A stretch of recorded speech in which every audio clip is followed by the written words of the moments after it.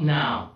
Yan ang sabi na hindi ako ma-redevelop or ma-redevelop. Tingnan natin kung ano mangyayari. Pero basta until now, na-enjoy ko nga lang yung company nila and ayokong gumawa ng ikakagalit ng buong family net. Single guy, yan muna si Mark Hera sa ngayon. Pero ang tanong ng marami, for how long?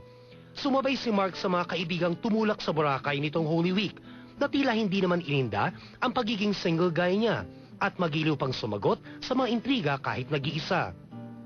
Para kay Mark, naibigay na niya ang closure na hinahanap noon ng huling karelasyong si Lian Paz.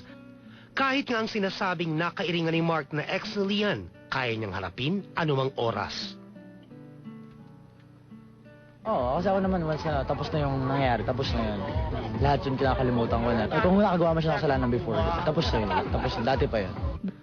But there is one ex-girlfriend to which Mark maintains a close-knit and yet platonic relationship. Para sa akin kasi si Jen, parang naging part na rin ng buhay ko na, di ba? Pin, na hindi ko na rin makakalimutan. If ever man na nagkakaroon ng ganyang problema, lagi ako nito para tulungan siya, di ba? Wala naman akong bad intentions or, di ba? Wala naman akong masamang binabalak sa mga pag-text or pagtawag ko kay Jen. Pero once in a while, kamusta? Checking kung kamusta yung kalagayan niya na I'm happy na okay naman. Pero ang iniisip ko talaga yung kung ano yung nararamdaman ni Jen. Kasi sa akin, okay, ako yung lalaki. I mean, hindi naman ako yung nagdadalang tao.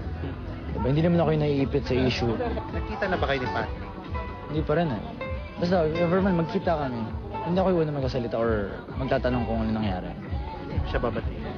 Babatian, pero hindi ako yung unang magtatanong kung tumulong man ako kay Jen. Dahil kaibigan ko si Jen. Sa ngayon, nalilink na